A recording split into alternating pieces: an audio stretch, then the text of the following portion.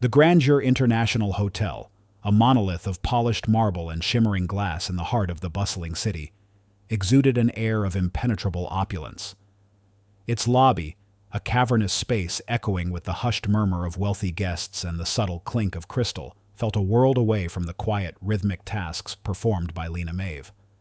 At 22, Lena was one of the hotel's many maids, a figure often overlooked, her presence noted only by the gleaming surfaces she left behind.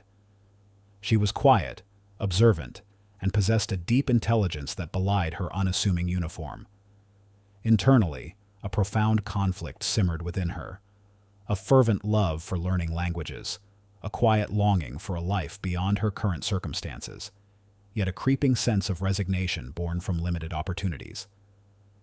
She had an innate, almost magical ability to pick up new languages quickly, a secret superpower she rarely revealed, a skill that shimmered just beneath the surface of her daily routine. One particularly chaotic morning, a frantic scene unfolded in the Grandeur's opulent lobby. A disheveled European guest, his face etched with distress, was gesticulating wildly at a flustered concierge. "Mein bagage, het is verdwenen, en de vlucht," he cried, his voice thick with a Dutch accent. The concierge, sweating visibly, threw up his hands. "I'm so sorry, sir. I don't understand. Can you speak English?" The situation escalated, the guest growing more agitated, the language barrier a tangible wall between them. Lena, pushing her cleaning cart discreetly past the chaos, paused. She caught a few phrases, recognizing the urgency in the man's tone. Without a moment's hesitation, her internal conflict temporarily forgotten, she quietly stepped forward. "Meneer," she interjected softly, her voice calm, her Dutch flawless. "Is er een probleem met uw bagage? En uw vlucht?" "Sir, is there a problem with your luggage and your flight?" The guest froze, then his eyes lit up with relief. He poured out his story, explaining a crucial piece of luggage containing vital documents for an urgent flight had gone missing. Lena, listening intently, calmly ascertained the problem and relayed it accurately and succinctly to the concierge, diffusing the tension in an instant.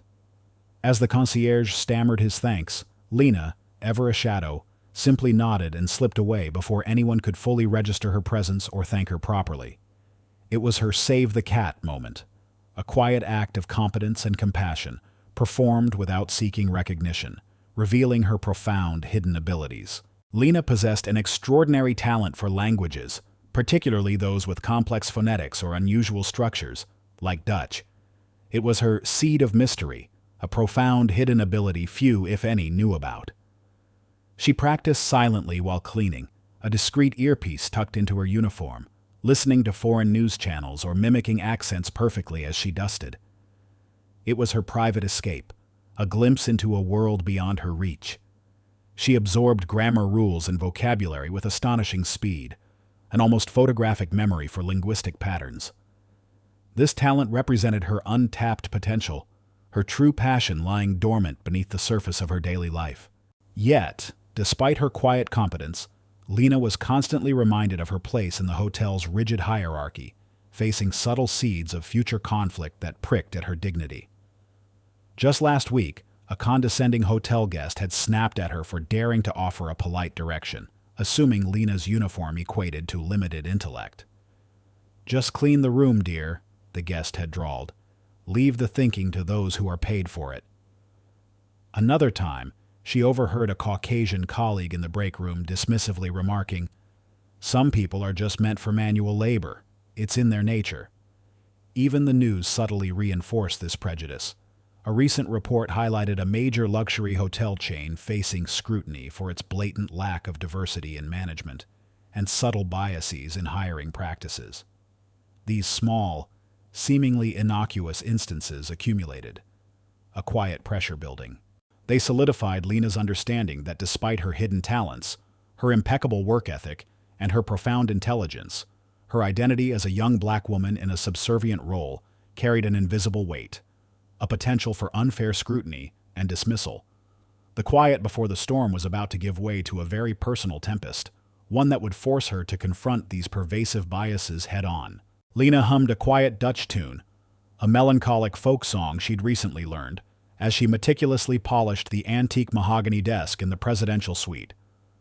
This suite, perched high above the city, was the epitome of the grandeur's luxury, a sprawling space of hushed tones, bespoke furniture, and panoramic views. Lena found a quiet satisfaction in bringing its opulence to a brilliant sheen, moving with the efficient, almost invisible grace of long practice. She was completely absorbed, lost in the rhythm of her work and the intricate phonetics of the song. Suddenly, the heavy double doors of the suite swung open, and a figure strode in with an air of immense importance. It was Mr. Elias Thorne, a renowned millionaire, known across continents for his shrewd business acumen and formidable presence. Today, his face was etched with a rare anxiety. He was on a crucial, high-stakes business trip, involved in a multi-million-dollar international deal that, Lena had subtly gathered from whispered staff conversations, involved complex European logistics. He paced erratically, his phone pressed to his ear, his words a mix of fluent but heavily accented Dutch and frustrated English exclamations. He was clearly struggling to grasp a nuanced point due to a poor connection or a particularly tricky idiom, his deal hanging in the balance. Lena, momentarily pausing her cleaning, intuitively understood the distress radiating from him. Just as Mr. Thorne's frustration reached a peak, the suite doors opened again, this time with a flourish. Mr. Julian Sterling, the hotel's impeccably dressed general manager, swept in, leading a small, deferential group of potential investors on an impromptu tour. Mr. Sterling exuded an aura of rigid hierarchy and thinly veiled arrogance. He prided himself on maintaining the hotel's exclusive image, an image that often came at the expense of his staff, particularly those he deemed beneath him. His eyes immediately locked onto Lena, standing near the agitated millionaire. "Just a maid," his internal monologue sneered. "She's disturbing the client. Probably trying to eavesdrop. Needs to be kept in her place." Mr. Sterling's face hardened. He quickly excused himself from the investors, striding directly towards Lena. He dismissed her presence with a withering look, asserting that staff should not be present during guest consultations, completely ignoring the millionaire's obvious distress. He addressed Lena in a tone dripping with condescension, an implicit threat in his voice. "Excuse me, Maid," he began, loud enough for the investors to hear. "You are clearly disturbing our esteemed guest.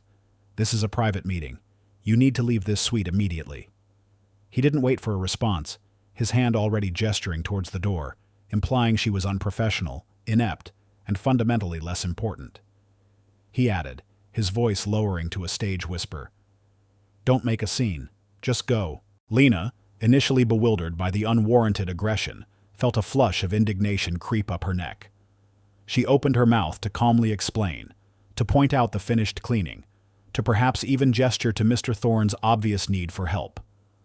But Mr. Sterling cut her off, his patience worn thin by what he perceived as defiance from a mere maid.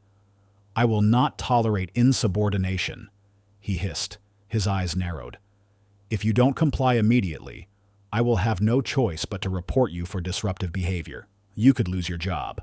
At that precise moment, Mr. Thorne, still on his call, let out a loud, exasperated sigh. "Nee, nee, ik begrijp het niet helemaal. Wat bedoelt u met vertraging?" No, I don't quite understand. What do you mean by delay?" he shouted into the phone, his voice echoing in the suddenly silent suite. He banged his fist lightly on the desk, his deal clearly hanging by a thread. Lena, seeing his distress and understanding the exact nuance of the Dutch idiom he was missing, felt a surge of adrenaline. She looked at Mr. Sterling, then at the frantic millionaire. This was the point of no return. Her quiet dignity had been shattered by blatant prejudice.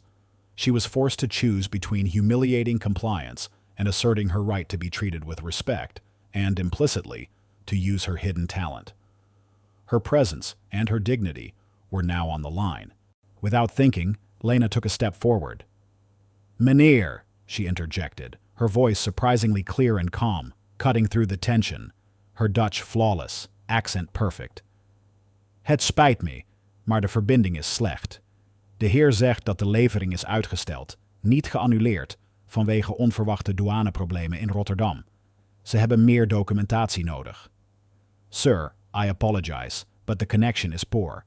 The gentleman says the delivery is delayed, not cancelled, due to unexpected customs issues in Rotterdam. They require more documentation. The words hung in the air, precise, accurate, and utterly natural. Lena had just stepped onto a stage she never intended, revealing her deepest secret in the most unexpected of moments.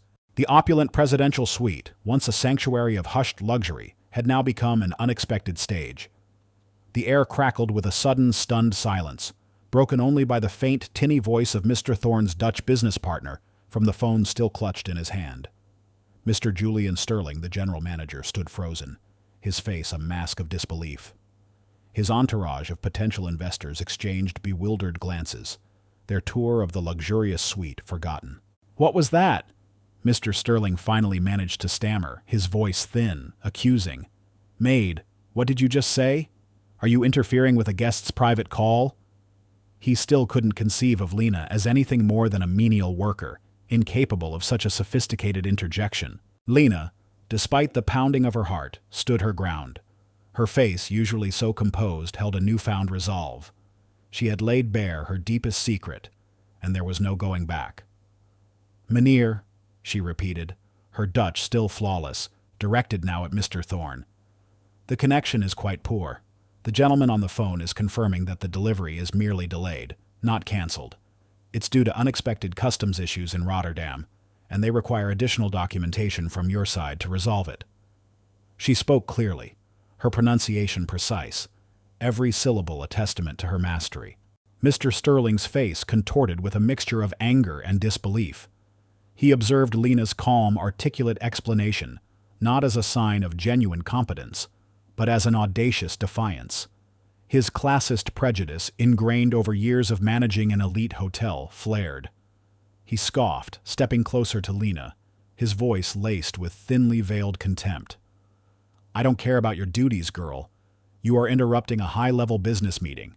This isn't your place. You just don't understand the caliber of guests we cater to here, or the discretion required. You're lucky to still be standing here." His words were overtly prejudiced, not just dismissing her talent, but actively maligning her character and intelligence based solely on her position as a maid. Mr. Sterling's role as the Type B antagonist, blinded by his biases and unwavering belief in a rigid social hierarchy, was now undeniably clear. He even subtly gestured to his accompanying investors, as if seeking their silent agreement on Lena's apparent insolence. Mr. Thorne, however, was no longer listening to Mr. Sterling. He had slowly lowered his phone, his eyes fixed on Lena. His initial confusion had given way to utter astonishment, then a dawning comprehension. The crucial nuance Lena had provided had unlocked the entire conversation, rescuing his multi-million-dollar deal from the brink of disaster. His fluent but accented Dutch had failed him in that critical moment, but this young maid, whom the hotel manager was now publicly reprimanding, had understood perfectly. He took a hesitant step towards Lena, his gaze one of profound relief and respect. "Mr. Sterling," Mr. Thorne interrupted, his voice cutting through the manager's tirade, deceptively quiet but firm, carrying the unmistakable weight of immense power. He didn't raise his voice, but the sudden shift in his demeanor commanded immediate attention. He looked from Lena to Mr. Sterling, his eyes narrowing slightly. "What exactly is the meaning of this?" he asked, his tone now icy. "You accuse this young woman of loitering, yet she just provided the crucial translation that saved my multi-million-dollar deal. She clarified a point my own fluent Dutch, hampered by a poor connection, could not grasp. Your staff failed to provide this, yet she, a maid, did." He paused, his gaze sweeping over Mr. Sterling's stunned face, then his entourage. "I asked to see her," he continued, his voice hardening. "Not for her to be removed. I specifically said I needed to speak to the person who understood Dutch." Mr. Sterling's smug, triumphant expression, so confidently plastered on his face moments before, instantly vanished. His eyes, initially narrowed with disdain, widened in shock and then sickeningly, in profound, paralyzing horror. He knew Mr. Elias Thorne's reputation. He knew the magnitude of the deal. He knew that any misstep in managing such a high-profile guest could mean disaster for his career. And now, he had not only misjudged the situation catastrophically, but he had actively humiliated the very person who had provided invaluable assistance. He looked at Lena, then at Mr. Thorne's cold, furious gaze, his own face going utterly ashen, the color draining from it until he looked like a ghost. The investors and Mr. Sterling's entourage, initially confused, now exchanged quick, meaningful glances. They had witnessed the entire disastrous exchange. The power dynamic had been completely inverted. Mr. Sterling, the proud authority figure, the man who had called for Lena's removal, was suddenly revealed as the truly vulnerable one, caught in a trap of his own making, his carefully constructed facade of superiority crumbling around him. The silence in the suite deepened, heavy with the weight of his colossal mistake. The opulent presidential suite, once a symbol of Mr. Sterling's meticulously maintained order, had become a suffocating arena for his public humiliation. The air, thick with unspoken judgment, felt heavier than the most expensive velvet draperies. Every hushed breath from the lingering investors, every pointed glance from the few remaining staff, felt like a physical blow. The faint hum of the city outside seemed to mock him, indifferent to his rapid unraveling. His impeccably tailored suit, usually a testament to his authority, now felt like a straitjacket. Suddenly too tight, too warm.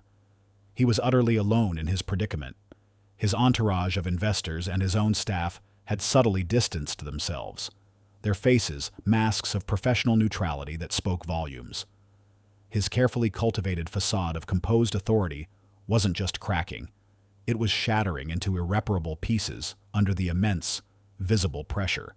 "Mr. Sterling," Mr. Thorne's voice cut through the heavy silence, sharp and authoritative, each word a precisely aimed dart. "I believe I asked for an explanation. You accused this employee of loitering, threatened her job, and implied she was unintelligent, all while she possessed a critical skill your staff clearly lacks. This is simply unacceptable. My time is extremely valuable, and this deal was nearly jeopardized by your misjudgment." He gestured pointedly at the now silent phone on the desk, a relentless ticking clock that marked the millions of dollars that had almost been lost. He glanced at his watch, a subtle but potent reminder of the escalating delay and the financial implications. The investors, now openly uncomfortable, shifted their weight, their silence a damning indictment. "Mr. Thorne, sir, it was a misunderstanding," Mr. Sterling stammered, his voice thin and reedy, a stark contrast to his earlier imperious tone. He wiped a bead of sweat from his brow, his hand visibly trembling. "I was merely being vigilant, ensuring proper protocol. I wasn't aware of her unique abilities. My duty, you understand, to prevent unauthorized access or interference. It was an honest mistake, an overabundance of caution, nothing more. I assure you, I am not prejudiced. I simply followed procedure, sir." He tried to frame it as a procedural error, a diligent manager simply doing his job, but his forced, desperate sincerity was transparent. His eyes darted around, avoiding Mr. Thorne's piercing gaze, avoiding the unwavering stares of Lena. This was his hang-by-a-single-hair moment. His entire career, built painstakingly over decades in luxury hospitality, was dangling precariously, dependent on his ability to spin this catastrophic error. He was visibly sweating, stammering, struggling to find words that would salvage his ruin, a pathetic performance that only highlighted his true prejudiced character. Lena, meanwhile, stood quietly by the desk, a picture of dignity amidst the unfolding disaster. She didn't interrupt Mr. Sterling's pathetic attempts at self-preservation. She didn't gloat. Her intelligent eyes simply observed his crumbling composure, the complete unraveling of a man consumed by his own bias. Her quiet strength radiated through the suite, her composure making Mr. Sterling's discomfort even more acute, a silent testament to the unjust accusation she had faced. The contrast between the flustered, prejudiced hotel manager and the composed, accused maid was stark, a powerful tableau that etched itself into the minds of every witness in the suite. The stage was set for the final devastating fall. The opulent presidential suite had fallen into a heavy silence, every eye now fixed on Mr. Julian Sterling. His face, once a mask of rigid authority, was now a portrait of desperate terror. His carefully constructed world, built on decades of rigid rules and perceived importance, was crumbling before the very guests he was supposed to serve. Mr. Elias Thorne stood before him, his arms crossed, his expression a chilling blend of disappointment and firm authority. Sterling's entourage of investors, now thoroughly embarrassed, melted further into the background, leaving him utterly exposed. Mr. Sterling knew, with a sickening certainty, that his career, his very identity within the world of luxury hospitality, was about to be obliterated. In a last, desperate, self-serving plea, he turned to Mr. Thorne, his voice a reedy whisper, barely audible in the vast suite. "Mr. Thorne, sir, please, it was a miscommunication, a moment of stress, perhaps. I was merely being vigilant, ensuring proper access control. The young lady, she didn't seem to have a clear purpose here. As general manager, my responsibility is to enforce regulations and protect the privacy of our esteemed guests. I simply misread the situation. It was an overabundance of caution. Nothing more. I assure you, I am not prejudiced. I simply followed protocol, sir." He tried to frame it as a procedural error, a diligent manager simply doing his job, but his forced, desperate sincerity was transparent. He subtly tried to shift blame to Lena for not making her purpose clear, hoping to deflect. He was clinging to the last vestiges of his pride, hoping to escape the crushing consequences of his bigotry in this agonizing moment of Neen Tho. Mr. Thorne's eyes, sharp and unwavering, narrowed further. He had seen through such flimsy excuses countless times in his long, successful career. He cast a brief, knowing glance at Lena, who remained still, observing Mr. Sterling's pathetic struggle with quiet dignity. Then Mr. Thorne turned back to Mr. Sterling, his voice cutting through the hushed suite like a razor. "Mr. Sterling," he began, his tone devoid of emotion, each word a hammer blow. "Your caution has resulted in the public humiliation and false accusation of an incredibly capable employee. Furthermore, that employee just provided crucial, nuanced translation that saved my multi-million-dollar deal, a service your protocol clearly failed to provide." The weight of Mr. Thorne's words was immense. Mr. Sterling's face drained completely of color. He visibly flinched, as if struck by an invisible blow. Mr. Thorne didn't stop there. "Effective immediately," he announced, his voice ringing with absolute authority. "I will be contacting the hotel chain's board of directors. I will be recommending your immediate removal from your position. Your conduct here today is unacceptable and reflects poorly on this establishment. Any further attempts to justify your discriminatory behavior will result in immediate termination and potential legal action, not just from me, but from those who value integrity and competence." Mr. Sterling stood utterly defeated, his proud shoulders slumping, his head bowed in bitter shame. His public shaming was absolute and immediate, his authority completely stripped away for all to witness. He was a humiliated figure, his carefully constructed world collapsing around him, a direct consequence of his deep-seated prejudice. His downfall was swift and commensurate with his villainy. He raised his head briefly, his eyes wide with dawning despair, a flicker of resentment burning in their depths as he looked at Lena, before finally being led away by a visibly uncomfortable hotel security guard who had appeared at the suite's entrance. The investors, now utterly silent, found an excuse to quickly make their exit, eager to distance themselves from the spectacle. Lena, despite the intense emotional pressure and the raw display of prejudice she had just endured, maintained her composure. She felt a surge of relief, a deep exhale she hadn't realized she was holding, but no desire to gloat.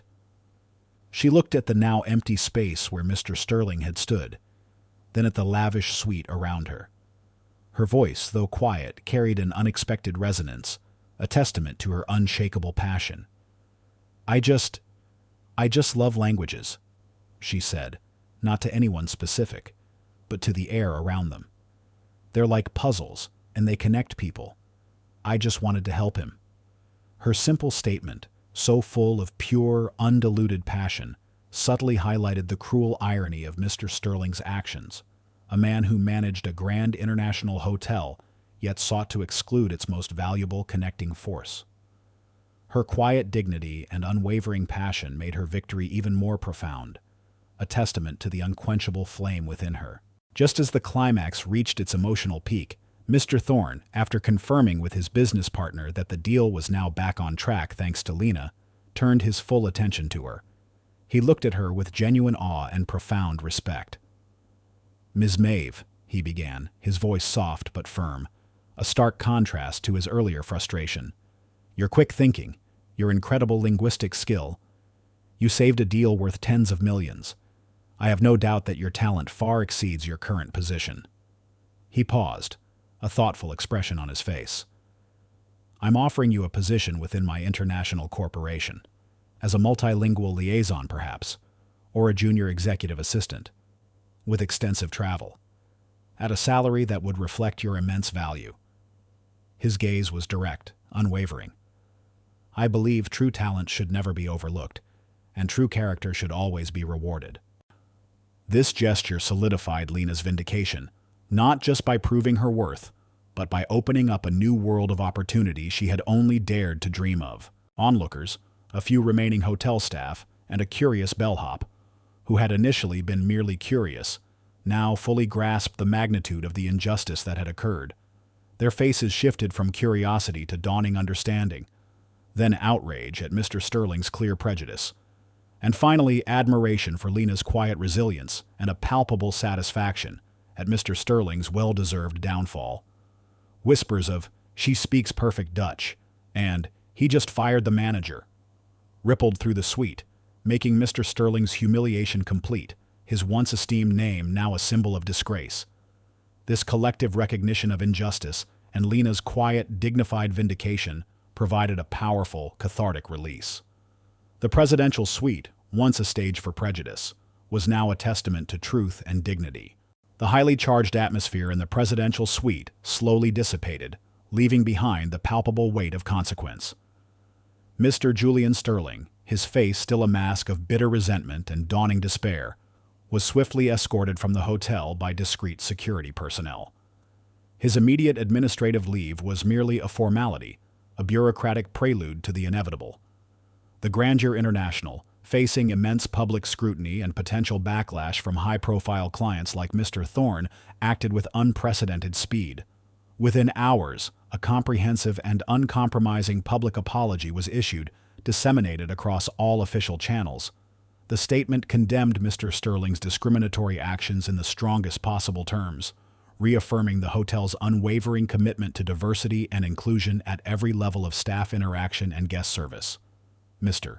Sterling was subsequently terminated from his position, his decades-long career and once unblemished reputation irrevocably shattered. His name became a cautionary tale whispered in the hushed corridors of luxury hospitality, a stark reminder that prejudice, when exposed, would lead to an unceremonious downfall. For Lena Maeve, the immediate aftermath was a complex blend of profound relief, quiet vindication, and an exhilarating surge of opportunity. Mr. Elias Thorne, true to his word, became her unexpected champion. His presence radiated a quiet strength, his composure a constant reassurance amidst the lingering echoes of the injustice. Deeply impressed by Lena's unwavering dignity and her formidable linguistic talent, he ensured that the painful incident would only serve to fortify her resolve and significantly broaden her horizons. Mr. Thorne, leveraging his immense influence, moved not for retribution, but for profound, meaningful change. He swiftly brought Lena into his international corporation. This wasn't a superficial placement, it was an unparalleled, hands-on opportunity within his global logistics and trade division. Lena spent countless hours immersing herself in high-level international communications, translating complex legal documents, and facilitating crucial negotiations between diverse cultural entities. She traveled extensively, her passport quickly filling with stamps from Rotterdam, Frankfurt, and Tokyo, the very cities she had once only dreamed of. Furthermore, Mr. Thorne personally connected her with his network of global philanthropists and business leaders, nurturing her nascent leadership and amplifying her burgeoning desire to promote equity and understanding across linguistic and cultural divides. His public praise for Lena, and by extension, his subtle but firm critique of the hotel's initial response, set a powerful new standard for recognizing overlooked talent in the corporate world. A few days later, the quiet calm of Mr. Thorne's temporary executive suite in the Grandeur enveloped Lena. The incident at the hotel, though still a raw memory, now felt like a distant, impactful storm, its powerful lessons deeply absorbed. Lena sat opposite Mr. Thorne, a hot cup of Earl Grey tea steaming between them. The bustling city hummed softly outside the window, a gentle backdrop to their quiet conversation. Lena traced the rim of her cup, a sense of peace settling over her. "You know, Lena," Mr. Thorne began, his voice soft, yet resonating with profound respect, "that day, that man's prejudice tried to diminish you. He tried to tell you where you didn't belong, right there, in a place where your unique talents proved invaluable. But you didn't let him. You stood tall, you spoke your truth with such clarity, and you shone brighter than any negativity he could throw. Never forget that, and never, ever let anyone tell you where you don't belong, especially not in a world you are destined to help connect." Lena looked at Mr. Thorne, her intelligent eyes reflecting a newfound depth, a quiet wisdom beyond her years. The experience had undeniably forged something powerful within her, a steely resolve tempered by the injustice she had faced. She reached into her pocket, her fingers closing around the smooth riverstone. "It wasn't just about me, Mr. Thorne," Lena replied, her voice quiet but firm. "It was about all the people who get looked at wrong, who are made to feel like they don't belong, just because of how someone else sees them. It was about showing that talent and integrity can come from anywhere, from anyone, regardless of their uniform or their perceived station." This poignant conversation solidified her shared values, her changed perspectives, and the profound lessons learned. It wasn't merely about one maid being vindicated. It was about confronting prejudice with unwavering dignity, transforming a moment of injustice into a powerful catalyst for systemic, lasting change within the very fabric of the professional world. The new calm was not just a return to peace, but a strong, clear foundation for a future built on purpose, empathy, and a profound commitment to equity for all who dared to dream beyond their circumstances. 5 years later, the name Lena Maid resonated not just through the hallowed halls of the Grandeur International, but throughout the entire global corporate landscape. She was no longer simply the intelligent maid who had faced prejudice. She was a dynamic, highly influential executive, a force reshaping international business from within. Lena, with her extraordinary linguistic talents and keen intellect, had risen to become a pivotal figure in Mr. Thorne's corporation, now heading a crucial global liaison division. She flawlessly navigated complex negotiations in Dutch, Mandarin, Spanish, and Arabic, bridging cultural divides and solidifying multi-million-dollar deals across continents. Her life was vibrant, purposeful, and profoundly fulfilling, steeped in the joyous work of connecting people and cultures, making global commerce more empathetic and efficient. She represented the new guard, leading with integrity, innovation, and an unwavering commitment to understanding. True to her core belief that respect wasn't about status, but about seeing people for who they truly were, Lena actively used her position to pay it forward. She established and personally championed a scholarship fund, aptly named the Maid Pathways Initiative. This foundation provided comprehensive scholarships and robust mentorships for bright, underprivileged youth from diverse backgrounds, helping them access higher education or professional opportunities in fields like international relations, linguistics, and global business, pathways they might otherwise have missed. Lena didn't just fund, she personally mentored, ensuring that talent from overlooked communities had the crucial support and pathways to success. She frequently gave motivational talks at universities and community centers, emphasizing the importance of recognizing hidden talent and challenging preconceived notions about where intellect and capability truly reside. Mr. Thorne, now a close friend and trusted mentor, often introduced her at events as a living testament to the power of finding talent in unexpected places, his eyes gleaming with profound pride. Her shared commitment formed an unstoppable force for industry-wide transformation, extending far beyond the confines of his corporation. The story, in its truest sense, found its culmination not just in executive offices, but at a prestigious international summit hosted by Mr. Thorne's corporation. Lena, impeccably dressed and radiating quiet confidence, stood on a grand stage, delivering a keynote speech to a global audience of business leaders and dignitaries. She seamlessly switched between Dutch, English, and Mandarin, her words weaving a powerful narrative about cross-cultural collaboration and the importance of inclusive leadership in the modern world. She commanded the room, not with overt power, but with the sheer force of her intellect and the authenticity of her journey. As she concluded, a thunderous applause erupted. Lena glanced down at the small, smooth river stone she still kept tucked in the pocket of her tailored blazer, a subtle grounding reminder of her roots and the quiet resilience instilled by her late grandmother. Her eyes, filled with purpose and contentment, scanned the diverse faces in the audience, faces of all backgrounds, united by shared understanding. This was the world she helped build, a world where talent, given a chance, would always rise to shine brightly, where every voice, regardless of its origin, could speak volumes. The Grandeur International, once a stage for prejudice, was now a distant memory, replaced by the boundless horizons Lena Maid had embraced, a testament that true worth transcends appearances, and that empathy, coupled with brilliance, could indeed connect the world. If this story stirred your heart and reminds you that courage can alter destinies and that light always finds a path even in the deepest darkness, please leave a comment. Share this story with those who need inspiration. Like, subscribe, and hit the bell to never miss upcoming narratives that delve into the profound human spirit and the power of unseen heroes. Thank you for joining the journey.